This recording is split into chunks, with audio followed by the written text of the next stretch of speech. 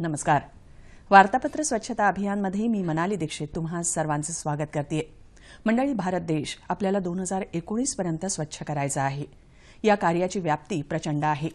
केवळ शहरी भागच नव्हे तर ग्रामीण भागातील तळागाळातील गावांपर्यंत हे स्वच्छतेचं लोण जर का पोचलं तरच आपण हे कार्य सिद्धीस नेऊ शकू. तेव्हा प्रत्येकानेच खारीचा वाटा उचलायला हवा. केवळ केंद्र सरकार, राज्य सरकार किंवा सामाजिक संस्थांची ही जबाबदारी नाहीये, तर तुम्ही आम्ही सगळ्यांनीच याला हातभार लावायची गरज आहे. मागच्या आठवड्यामध्ये महाराष्ट्रामध्ये ठिकठिकाणी स्वच्छता कार्य आणि मोहिमा घेण्यात आलेल्या होत्या. त्याचाच आढावा या वार्तापत्रातनं घेतोय. प्रथम नजर टाकूया ठळक घडामोडींवर.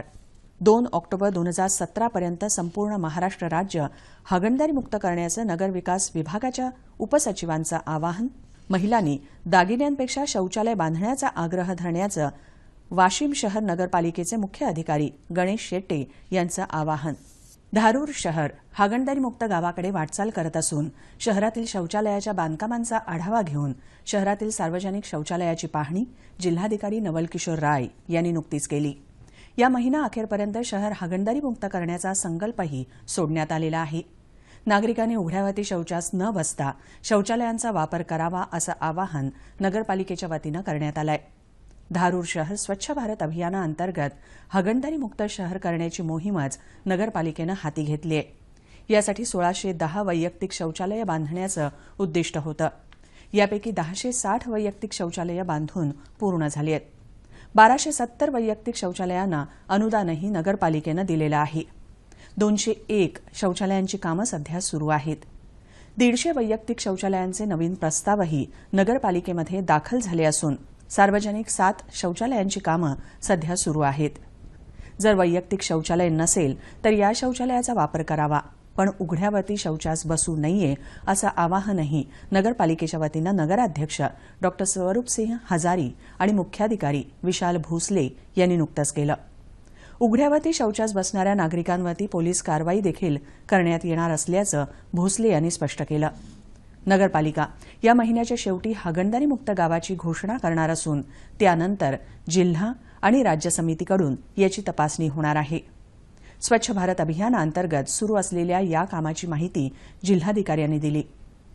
शहरातील 2 सार्वजनिक शौचालयांची पाहणी केली आणि नगरपालिकेमार्फत सुरू असलेल्या कामांबद्दलही त्यांनी समाधान व्यक्त केलं. स्वच्छ भारत अभियानाअंतर्गत नानासाहेब धर्माधिकारी प्रतिष्ठानच्या वतीनं देशभरामध्ये अनेक ठिकाणी स्वच्छता मोहीम राबवली जाते. राज्याचे स्वच्छता दूत अप्पासाहेब धर्माधिकारी यांच्या मार्गदर्शनाखाली या मोहिमेचं आयोजन करण्यात आलं आहे.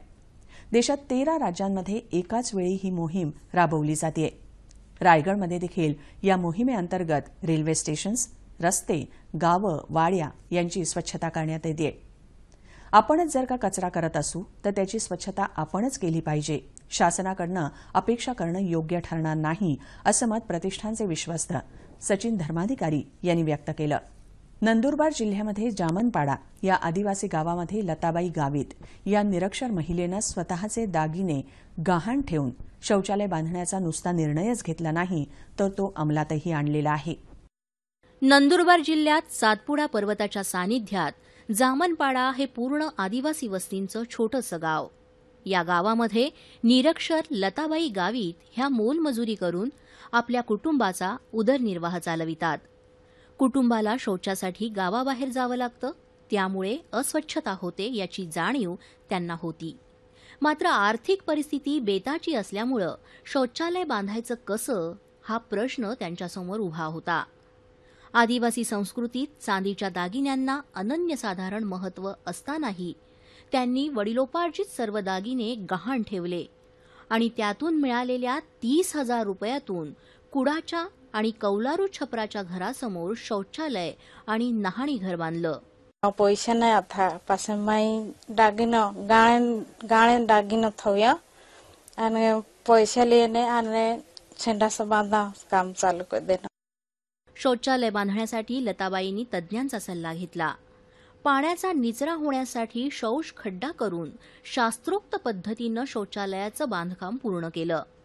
त्यांच्या या कार्याची माहिती मिळाल्यानंतर नवापूर पंचायत समितीच्या सभापती सविता गावित आणि गटविकास अधिकारी नंदकुमार वाळेकर यांनी शौचालय बांधकामासाठी असलेल्या निधीतून 12,000 रुपयांचा धनादेश त्यांना दिला. लताबाई गावित यांचा आदर्श डोळ्यासमोर ठेवून जामनपाडा गावातल्या महिलांनी शौचालय बांधायला सुरुवात केली आहे. तालुक्यामध्ये शौचालय जागृती होत आहे. त्याचाच एक परिणाम म्हणून श्रीमती लताबाई गावित यांनी स्वतःचे दागिने गहाण ठेवून आपल्याकडे शौचालय बांधलेले आहे आणि त्यांचा हा प्रयत्न म्हणजे त्या आपल्या तालुक्यासाठी एक आदर्श मानावा लागेल. लताबाई गावित यांनी शौचालय बांधण्याचा घेतलेला निर्णय हा कौतुकास्पदच आहे. इतरांनीही या उपक्रमातून प्रेरणा घेण्याची गरज आहे. स्वच्छ भारत अभियानाअंतर्गत गोंदिया शहर हागणदारी मुक्त करण्यासाठी शासन स्तरावरनं आढावा घेण्यासाठी नगर विकास विभागाचे उपसचिव बोबडे, उपसंचालक सुधीर शंभरकर, जिल्हा प्रशासन अधिकारी मल्लेवार, मुख्य अधिकारी चंदन पाटील, पाणी पुरवठा सभापती दिलीप गोपलानी, नगराध्यक्ष अशोक इंगळे यांच्या अध्यक्षतेखाली नगर परिषद सभागृहामध्ये नुकतीच आढावा बैठक घेण्यात आली. या बैठकीमध्ये उपसचिव म्हणाले की 2 ऑक्टोबर 2017 पर्यंत संपूर्ण महाराष्ट्र राज्य हागणदारी मुक्त करावयाचे असून त्याकरता शहरं 31 मार्चपर्यंत हागणदारी मुक्त करणं गरजेचं आहे. त्यासाठीच संपूर्ण सहकार्य अपेक्षित आहे. मुख्य अधिकारी चंदन पाटील यांनी 15 मार्च 2017 पर्यंत गोंदिया हागणदारी मुक्त करू असं सांगितलं. नगराध्यक्ष अशोक इंगळे म्हणाले की हागणदारी मुक्त करण्याकरता स्वतः जातीनं ते लक्ष देतील. गोंदियातील प्रत्येक नागरिकाच्या घरी शौचालयाचं बांधकाम झाल्यास शासनाकडून 2 कोटींचं बक्षीस मिळेल. या निधीचा उपयोग शहराच्या विकासाकरता करता येईल असंही उपसचिव म्हणाले. याशिवाय नगर परिषदेमार्फत गुड मॉर्निंग पथकाद्वारे आवश्यक निरीक्षण करण्यात येत असून उघड्यावरती शौच करणाऱ्यांना 1200 रुपये दंड आणि त्याचं रेशन कार्ड आणि मतदान कार्ड रद्द करण्यात येईल असंही सांगितलं. नागरिकांनी जागृत राहून मोहिमेमध्ये आपला सहभाग नोंदवून आरोग्यमुक्त ठेवण्याकरता सर्वांनी प्रयत्न करावे असं आवाहन देखील उपसचिवांनी केलं. प्रत्येक व्यक्तीनं आणि प्रत्येक गावानं स्वच्छता पाळायचा निर्धार केला तरच स्वच्छ अभियान पूर्णपणे यशस्वी होईल असं मत नंदुरबारचे जिल्हाधिकारी मल्लीनाथ कलशेट्टी यांनी नुकतंच व्यक्त केलं आहे. या जिल्ह्यातल्या नवापूर तालुक्यातील भादवड इथं माहिती आणि प्रसारण मंत्रालयाच्या क्षेत्रीय प्रचार कार्यालयामार्फत आयोजित करण्यात आलेल्या आरोग्य जनजागृती अभियानाच्या समारोप प्रसंगी ते बोलत होते. सरकारच्या विविध योजनांची लोकांना माहिती व्हावी याकरता हे अभियान राबवण्यात आलं. आरोग्याबाबत कोणती विशेष काळजी घ्यावी याचंही मार्गदर्शन उपस्थितांना करण्यात आलं. या निमित्तानं आयोजित करण्यात आलेल्या रांगोळी स्पर्धा तसंच सुदृढ बालक स्पर्धेमधल्या विजेत्यांना गौरवण्यात आलं आणि या अभियानामध्ये उत्तम कार्य करणाऱ्या अधिकाऱ्यांचा देखील सत्कार करण्यात आला. महिलांनी दागिन्यांपेक्षा शौचालयाला महत्त्व देऊन शौचालय बांधण्याचा आग्रह धरावा असं प्रतिपादन वाशिम पालिकेचे मुख्य अधिकारी गणेश शेट्टे यांनी नुकतंच केलं. शहरातील भोईपुरा परिसरामध्ये नगर परिषद कार्यालय आणि छत्रपती बहुउद्देशीय तरुण मित्र मंडळाच्या संयुक्त विद्यमानं संत गाडगे बाबा यांची जयंती आणि त्यानिमित्तानं नागरिकांना शौचालय आणि स्वच्छतेविषयी मार्गदर्शन करण्यात आलं. या कार्यक्रमाला अध्यक्षस्थानी नगर परिषदेचे मुख्य अधिकारी गणेश शेट्टे होते तर प्रमुख उपस्थितीमध्ये मित्रमंडळाचे अध्यक्ष दिलीप मेसरे, अभियंता डाखोरे, जितू बढेल, कलोसे यांची उपस्थिती होती. प्रारंभी उपस्थितांनी गाडगे महाराजांच्या प्रतिमेची पूजा आणि पुष्पहार अर्पण करून त्यांना आदरांजली वाहिली. त्यानंतर शेट्टे यांनी वैयक्तिक शौचालय आणि स्वच्छतेचं महत्त्व पटवून देताना सांगितलं की महिलांनी दागिन्यांपेक्षा शौचालयाला महत्त्व देऊन घराच्या परिसरामध्ये शौचालय बांधावं. तसंच त्याविषयी शासनाच्या अनुदान योजनेचा लाभ तसंच प्रोत्साहनपर बक्षीस योजनेचा लाभ घेऊन लवकरात लवकर शौचालय बांधून आपलं घर, आपला परिसर आणि आपलं गाव स्वच्छ ठेवण्यास नगर परिषदेला सहकार्य करावं असं आवाहन केलं. दिलीप मेसरे यांनी आपल्या भाषणातही अशाच प्रकारचं आवाहन केलं. शासनाच्या निर्णयानुसार सफाई आणि झाडू कामगारांना मोफत घरं मिळाली पाहिजेत, यासाठी शासनाकडे पाठपुरावा केला जाईल, असं आश्वासन अखिल भारतीय सफाई मजदूर काँग्रेसचे राष्ट्रीय अध्यक्ष गोविंदभाई परमार यांनी कोल्हापुरात दिलं. अखिल भारतीय सफाई मजदूर काँग्रेस आणि राष्ट्रवादी काँग्रेस सफाई कामगार विभागाच्या वतीनं आयोजित राज्यस्तरीय सफाई कामगार मेळाव्यादरम्यान ते बोलत होते. घाण आणि कचऱ्याशी संबंधित घाण भत्ता मिळावा, सफाई आणि झाडू कामगारांसाठी लाड पांगे समितीच्या शिफारशींची अंमलबजावणी 1975 पासून करावी, सफाई कामगारांची गृहनिर्माण संस्था स्थापन करून त्यासाठी मोफत भूखंड मिळावा, शैक्षणिक पात्रतेनुसार सफाई कामगारांना नियुक्ती आणि पदोन्नती मिळावी आदी मागण्यांचे ठरावही या मेळाव्यामध्ये संमत करण्यात आले. सर्वसामान्य माणसाला प्लास्टिकचा वापर अत्यावश्यक झाला असून कितीही नाही म्हटलं तरी प्लास्टिकला टाळणं आता शक्य नाही. मात्र वापरलेलं टाकाऊ प्लास्टिक कचरापेटीत जाऊन शेवटी ते पर्यावरणाला हानिकारकच ठरतं किंवा प्राणीमात्रांच्या पोटात जाऊन त्यांचं आरोग्य बिघडवतं. या समस्येवर मात करण्यासाठी डोंबिवलीतल्या महिला गेल्या 1.5 वर्षांपासून प्लास्टिक मुक्त मोहीम यशस्वीपणे राबवत आहेत. घरातून कचरापेटीत जाणारं प्लास्टिक आमच्याकडे द्या असं आवाहन त्या करतात आणि महिन्यातून एकदा त्या प्लास्टिक जमा करतात. आम्ही लोकांना आवाहन करतोय की मॅक्झिमम प्लास्टिक जे आहे जे तुम्ही फेकून देता ते डम्पिंग ग्राउंडवर जाताना तिथे कुजतं, तसं न होता तुम्ही आम्हाला द्या. आम्हाला मेधा ताटपर्डेकर भेटले आहेत, त्यांना आम्ही ते सगळं प्लास्टिक पाठवतो आणि ते रिसायकलिंग करता येतं. त्यातून आम्हाला फ्युएल मिळतं, जे आम्ही शेतीची अवजारं आहेत किंवा प्लांट चालवायला त्याचा उपयोग होतो. सुरुवातीला एका महिन्यात 70 किलो प्लास्टिक, अशा प्रकारे आता 1000 किलो इतकं प्लास्टिक जमा होऊ लागलं आहे. जमा झालेलं हे प्लास्टिक पुण्यात एका पुनर्निर्माण करण्यासाठी संस्थेला दिलं जातं आणि यातून पर्यावरणाचं नुकसान टाळलं जातं.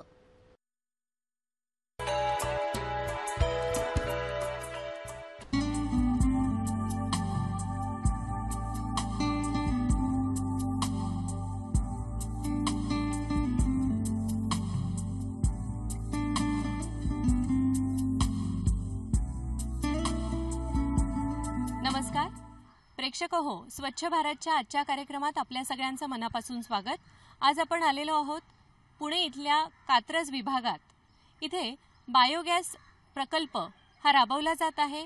खूप मोठ्या प्रमाणावर हा प्रकल्प राबवत असताना अपारंपरिक वीज निर्मिती, अपारंपरिक ऊर्जा निर्मिती हा प्रकल्प आपण जाणून घेणार आहोत. या ठिकाणी वीज निर्मिती कशा पद्धतीने केली जाते, खतांची निर्मिती कशी केली जाते, याविषयी इथले वरिष्ठ अधिकारी आपल्याला माहिती देणार आहेत. सर, सुरुवातीला बायोगॅस प्रकल्पाविषयी थोडीशी जी अजूनही लोकांच्या मनात शंका आहेत किंवा काय असतं बायोगॅस प्रकल्प, तर हा कशा पद्धतीने सुरू करण्यात आला, किती साली सुरू करण्यात आला आणि याविषयी काय काय डेव्हलपमेंट्स आपल्या झालेल्या आहेत, महापालिकेचा सहभाग कसा आहे? पुणे महापालिकेने ओला कचरा जो निर्माण होतो शहरामध्ये, त्यामध्ये घरगुती कचरा आहे, व्यावसायिक कचरा आहे, या कचऱ्यावर प्रक्रिया करण्यासाठी 2009 पासून सुरुवात केलेली आहे आणि 2009 मधून विकेंद्रित पद्धतीने कचरा व्यवस्थापन करण्याच्या दृष्टीने महापालिकेने वेगवेगळे ठिकाणी महापालिकेच्या ज्या ॲम्युनिटी स्पेसची जागा आहेत अशा ठिकाणी आपण बायोगॅस प्रकल्प उभा करण्याचे निश्चित धोरण निश्चित केलं. त्यामध्ये माननीय महापौर, माननीय महापालिका आयुक्त यांचं मार्गदर्शन आणि टेक्नॉलॉजी प्रोव्हायडरनी टेक्नॉलॉजी दिल्यानंतर त्याचं मेंटेनन्ससुद्धा त्यांनीच पुढे त्याचं ऑपरेशन आणि मेंटेनन्स करायचं, देखभाल दुरुस्ती करायची, हा कन्सेप्ट सुरू केला आणि आज 2009ला पहिला प्लांट उभा केला. त्या प्लांटवर साधारण 10,000 टनाच्या पुढे कचरा आपण आतापर्यंत प्रक्रिया केलेला आहे. यामध्ये प्री कुकिंग आणि पोस्ट कुकिंग म्हणजे स्वयंपाकापूर्वीचा कचरा आणि स्वयंपाकानंतर जे काय राहिलेले शिल्लक जे खरकट अन्न वगैरे असेल असा कचरा त्या ठिकाणी प्रक्रिया केला जातो. त्या व्यतिरिक्त आपण हॉटेल व्यावसायिकामार्फत जो कचरा ओला कचरा वेगळा गोळा केला जातो त्या ठिकाणी सुद्धा आपण ते प्रक्रिया केला जातो. आणि या बायोगॅस प्लांटमधून जवळ विकेंद्रित पद्धतीने आपण जे आहे की ग्रीन हाऊस गॅस इमिशनचं प्रमाण, जे काय मिथेन वायूचं प्रमाण जे पर्यावरणामध्ये जातं ते कमी होण्यास मदत झालेली आहे.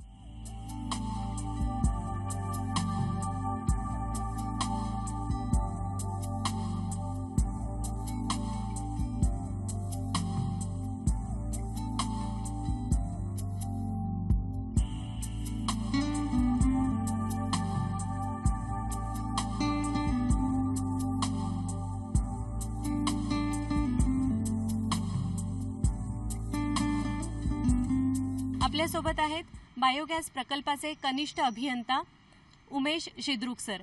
तर त्यांच्याशीच आता बातचीत करूया आणि जाणून घेऊया या प्रकल्पाविषयी. नमस्कार सर. सर, थोडीशी या प्रकल्पाविषयीची जी हिस्ट्री आहे, इतिहास आहे, तो आम्हाला सांगा की हा कधी सुरू झाला आणि या ठिकाणी ॲक्च्युली काय प्रोसेस होते किंवा कशासाठी हे आपण स्थापन केलेलं आहे.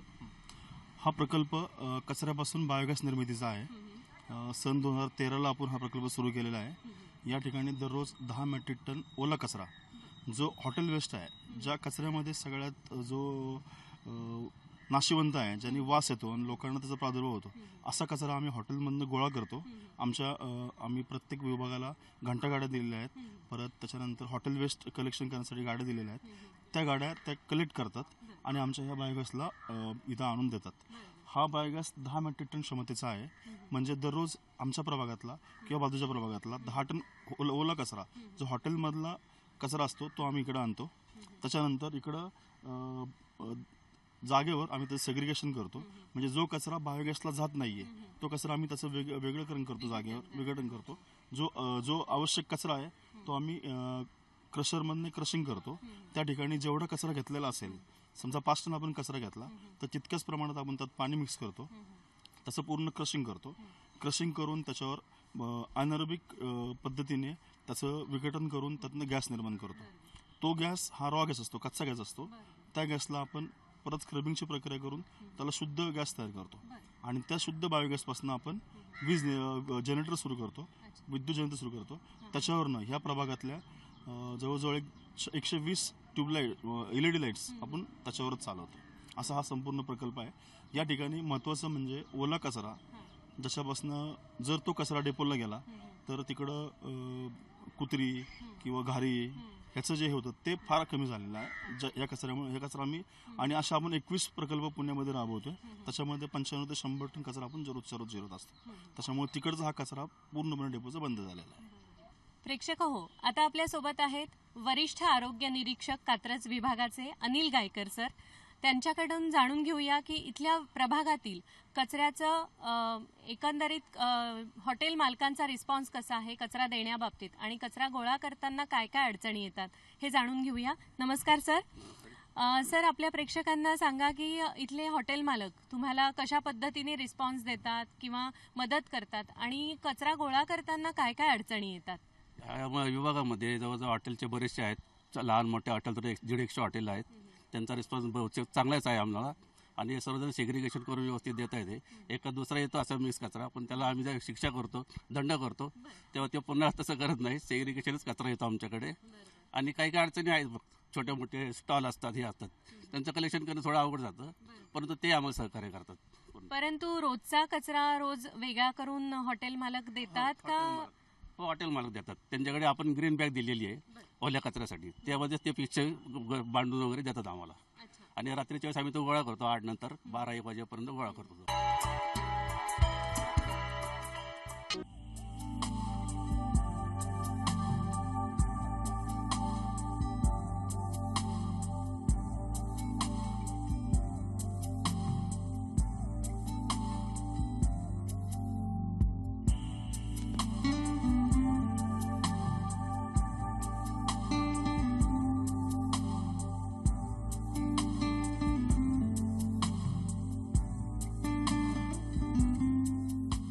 प्रेक्षक हो, आज आपण पुणे इथल्या कात्रज विभागात आहोत. बायोगॅस प्रकल्पाविषयी आपल्याला माहिती आता देत आहेत, तांत्रिक माहिती देणार आहेत झहीर. तर नमस्कार. इथे आपण काय करतो की जे काही पुणे म्युनिसिपल कॉर्पोरेशनची गाडी आहे ते इथे आणतात आपण, ऑर्गॅनिक वेस्टची गाडी, आणि इथे अनलोड करतात. इथे अनलोड झाल्यानंतर जे काही वेस्ट ऑर्गॅनिक मटेरियल आहे ते आपण ओव्हरफ्लो, जे काही डायजेस्टरमधून ओव्हरफ्लो निघतो आहे तिथून आपण क्रश करतो. द रिझन आपण जे क्रश करतोय विथ ओव्हरफ्लो इज आपण फ्रेश वॉटर सेव्ह करतोय. 70% ऑफ रिसायकल वॉटर आपण इथे क्रशिंगला वापरतोय. क्रशिंग झाल्यानंतर आपण ते इंटरमिडिएट इनलेट कम रिसायकलमध्ये स्टोअर करतो आणि इथे आपले पंप्स आहे, ते पंपातून आपण पंप करून ते स्लरी आपण बायोगॅस डायजेस्टरमध्ये टाकतो. बाहेरून बघितलं तर एकच डायजेस्टर वाहतो, but it is a tank and tank disaster. आणि इथे प्रोप्रायटरी मॉड्यूल्स, लॉन्डर सिस्टम्स आहे जिथे ऑर्गॅनिक वेस्ट आणि लिक्विड सेपरेट करतो आपण. जे लिक्विड सेपरेट केलेलं आहे ते परत आपण ॲज अ क्रशिंगसाठी वापरतो आणि ऑर्गॅनिक मटेरियल आपण रिटेन करतो ताकी बॅक्टेरियाज इथे जास्त काम करू शकतात आणि good quality of biogas produce करू शकतात. इथे आपण हॉटेल आणि रेस्टॉरंटचे कचऱ्यामुळे फोम फॉर्मेशन आणि स्कम फॉर्मेशन जास्त होत आहे, त्यामुळे आपण स्कम ब्रेकिंग मेकॅनिझम पण दिलेलं आहे.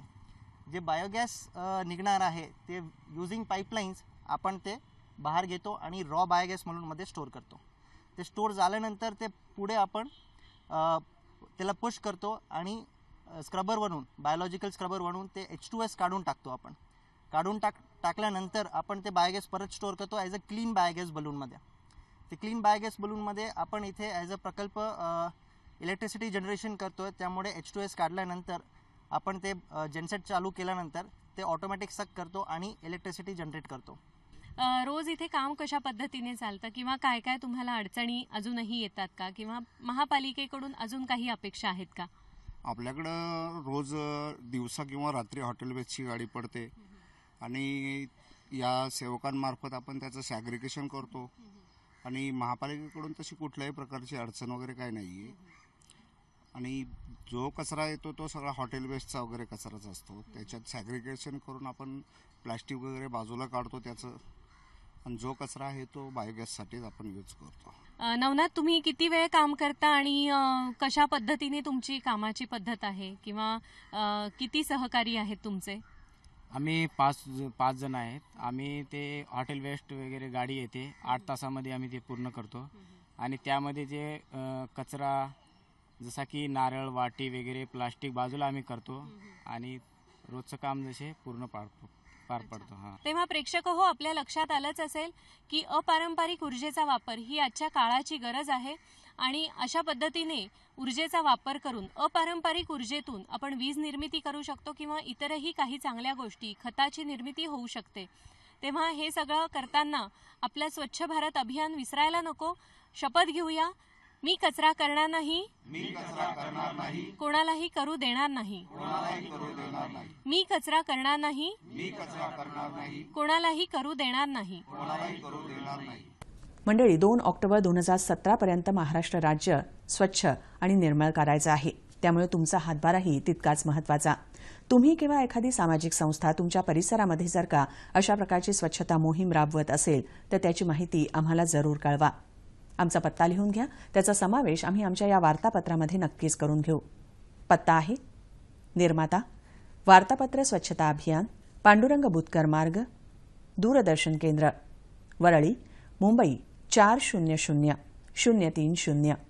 याबरोबरच हे वार्तापत्र स्वच्छता अभियान आम्ही इथेच समाप्त करतोय. पुन्हा आपली भेट होईलच पुढील रविवारी सकाळी 9 वाजता. नमस्कार.